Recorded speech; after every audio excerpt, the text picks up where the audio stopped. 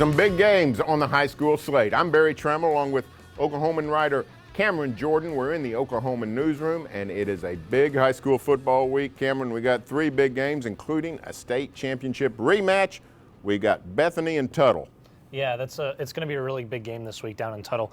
You have Bethany, whose only two losses last year came to Tuttle, and one was in the regular season. Just happened to be that they're in the same district, and the other one came in the state title game, a 35-28 loss. It's going to be interesting how those two teams match up this year because Tuttle has looked essentially unstoppable again. They've won 19 straight games, and now, after Carl Albert lost last week, they had the longest 11-man winning streak in the state. But Bethany is coming in with quarterback Sam Brandt, who was an All-Stater last year as a defensive back as well. Brody Claiborne as well on the defensive side. Those two are really going to provide a challenge to Tuttle. It's going to be interesting to see how that game kind of falls out. Down in Class 2A, Millwood goes down to Washington, another district game of teams that traditionally are very strong. Yeah, and Millwood, like you said, they're always traditionally strong. They had an injury bug at the beginning of the year. They lost a few players for the season with some knee injuries, but they found a new star, like they always do. Freshman quarterback Michael Taffy. He's been tremendous. He can create plays with his feet. He has a fantastic arm, and Darwin Franklin just continues to find athletes to come out of Millwood. But they face a really stiff test this week in a Washington team that has a really stout defense that's only given up their varsity defense has only given up 2 touchdowns all season.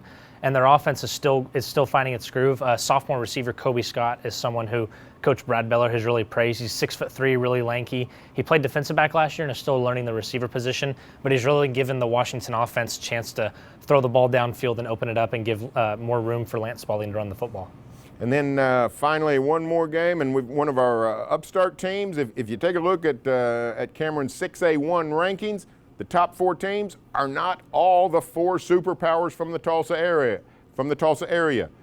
Putnam North has checked in at number 4. They're unbeaten, the Panthers, and now they get a crack at Tulsa Union. This is going to be a very interesting game. Yeah, it's going to be a really interesting game because last week Mustang went up to Tulsa Union. Now, people can discredit it. It was against a backup quarterback, but Mustang went to Tulsa Union and knocked off the Redskins. That's a tremendous win for Lee Blankenship. Now this week, Tulsa Union comes down to Putnam North, and Putnam North gets to show how good they are. Last year, they proved that they weren't a fluke. They're the best Putnam City team by far. They went 8-3 last year. They're off to a 5-0 start this year and are playing fantastic football. Zachary Dortch, Aaron Norman are just a couple of their star players who've been playing tremendous this season. Their defense is really, really stout, and I believe that they're going to be able to stay toe for toe with Tulsa Union and possibly get a win. Well, keep an eye on it and check out all of Cameron's high school football coverage here on Oklahoman.com and every day in the Oklahoman.